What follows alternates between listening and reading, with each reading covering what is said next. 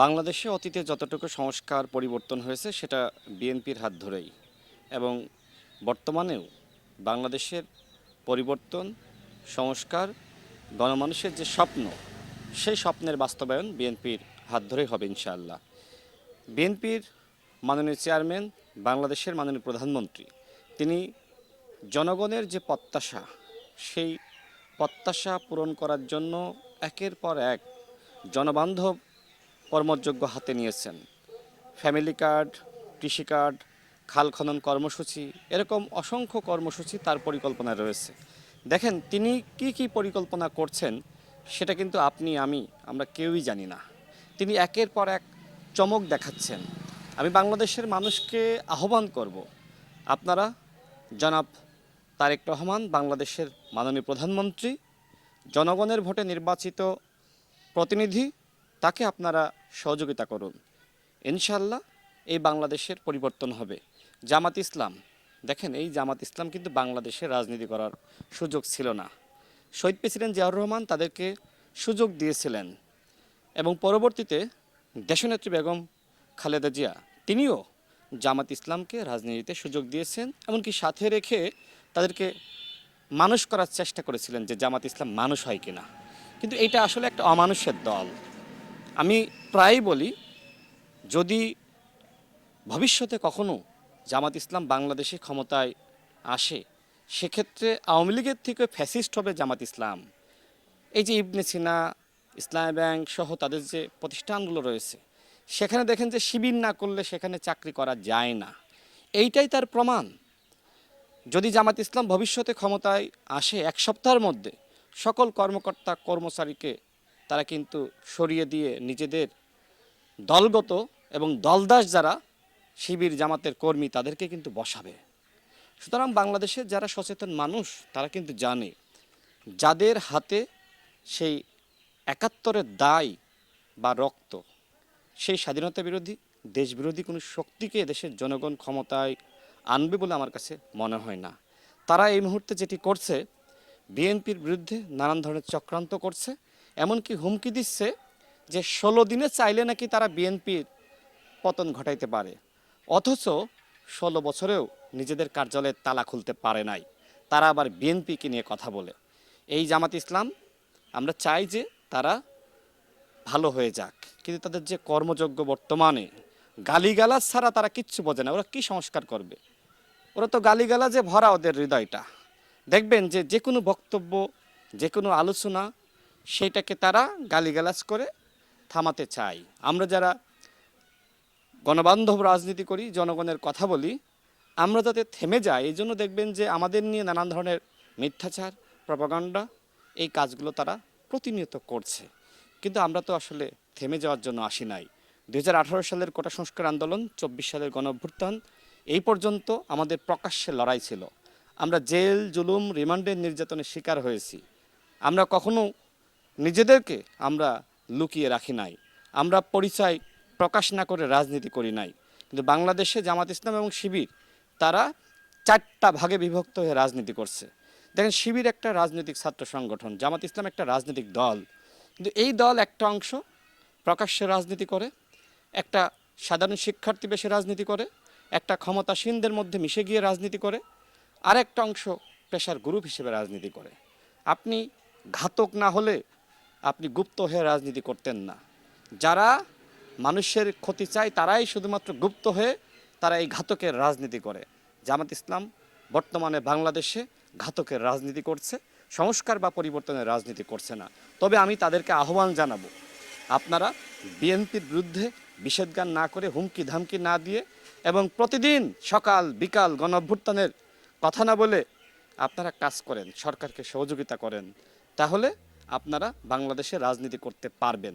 অন্যথায় এই আউল ফাউলগিরি করে বাংলাদেশে রাজনীতি করা যাবে না। আপনারা তো নির্বাচনের ফলাফল দেওয়ার আগেই সরকার গঠন করে ফেলেছিলেন। আদৌ কি বাংলাদেশের জনগণ আপনাদের ক্ষমতায় বসিয়েছে? এদেশের জনগণ জানে যে জামাত ইসলাম, 71-এর দায় যাদের রয়েছে, তারা ক্ষমতায় গেলেও 1 সপ্তাহ ক্ষমতা টিকিয়ে রাখতে পারবে না। কারণ বাংলাদেশের জনগণ একতাবদ্ধ হয়ে লড়াই করবে। যে যেখানে থাকুক না কেন, অন্তত তাদের ভিতরে একটা জায়গায় আমার কাছে মনে হয় তারা কমিটেড, যে জামাত ইসলাম দেশবিরোধী চক্র, স্বাধীনতা বিরোধী চক্র, এরা ক্ষমতায় গেলে এরা দেশের ক্ষতি করবে, এরা আর একটি অখণ্ড পাকিস্তান গঠনের স্বপ্ন কিন্তু দেখে। সুতরাং তাদের ব্যাপারে আমার কাছে মনে হয় বাংলাদেশের জনগণ একাট্টা। যদিও যেহেতু আওয়ামী লীগ সাংগঠনিকভাবে তাদের কার্যক্রম নিষিদ্ধ হয়েছে, এই সুযোগে কিন্তু জামাত ইসলাম তারা বিরোধী দল হওয়ার সেই জায়গাটা পেয়েছে। আগামী নির্বাচনে এই জায়গা তারা পাবে বলে আমার কাছে মনে হয় না। তবে আমরা মনে করি যারা 24-এর গণ অভ্যুত্থানে গণমানুষের বিরুদ্ধে গিয়েছে, গণহত্যা চালিয়েছে, তাদের ব্যাপারেও কিন্তু মানুষ একাট্টা। তাহলে এই ক্ষেত্রে একমাত্র দল হলো বিএনপি। বিএনপির বাইরে দ্বিতীয় কোনো দল আপনি দেখাতে পারবেন না যেই দল গণমানুষকে ধারণ করে, যেই দল কখনোই মানুষের বিরুদ্ধে যায় না, একমাত্র দল বিএনপি। এবং বিএনপির মাননীয় চেয়ারম্যান তিনি যেভাবে দেশকে এগিয়ে নিচ্ছেন, এই এগিয়ে নেওয়ার পথে একমাত্র বাধা জামাত ইসলাম। আমরা এতটুকু বলতে চাই, জামাত ইসলাম যতই তাফালিং করুক না কেন, তারা বিএনপির অগ্রযাত্রা, বাংলাদেশের অগ্রযাত্রাকে তারা অতীতেও থামাতে পারেনি, ইনশাল্লাহ ভবিষ্যতেও থামাতে পারবে না। এবং জুলাই জাতীয় সনদ নিয়ে দেখেন, আমাদের মাননীয় চেয়ারম্যান বারবার বলছে আমরা স্বাক্ষরিত জুলাই জাতীয় সনদের পুরোটাই বাস্তবায়ন করব। এরপরেও এই দেশবিরোধী চক্র তারা মানুষের কাছে গিয়ে মানুষকে বিভ্রান্ত করছে, মানুষকে ধোঁকা দিচ্ছে। তারা বলছে বিএনপি সংস্কার চায় না, বিএনপি পরিবর্তন চায় না, বিএনপি চায় শুধু ক্ষমতা। বিএনপি সংস্কার পরিবর্তন চায়, জামাত ইসলাম বরং চায় শুধু ক্ষমতা। বিএনপি এদেশের জন্য সংগ্রাম করেছে, রক্ত দিয়েছে, জীবন দিয়েছে। ছাত্র দল, যুব দল, শ্রমিক দল এবং বিএনপির অসংখ্য নেতৃবৃন্দ গুম খুনের শিকার হয়েছে। এই যে 16 বছরের যে লড়াইটা, এই লড়াইয়ে বিএনপি কি কখনো গুপ্ত হয়ে গিয়েছিল? বিএনপি কি কখনো রাজপথে নামা বন্ধ করে দিয়েছিল? হ্যাঁ, মাঝে মধ্যে যেটি হয়েছে, বিএনপির অসংখ্য নেতৃবৃন্দকে গ্রেপ্তার করা হয়েছে।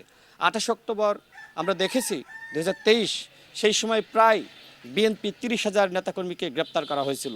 তারপরেও কিন্তু বিএনপির সিনিয়র যুগ্ম মহাসচিব রুহুল কবির রিজভী সাহেব তিনি কিন্তু প্রায়ই বিভিন্ন জায়গায় নেমেছেন এবং তিনি কিন্তু মাঠেই ছিলেন, আমরা মাঠে ছিলাম।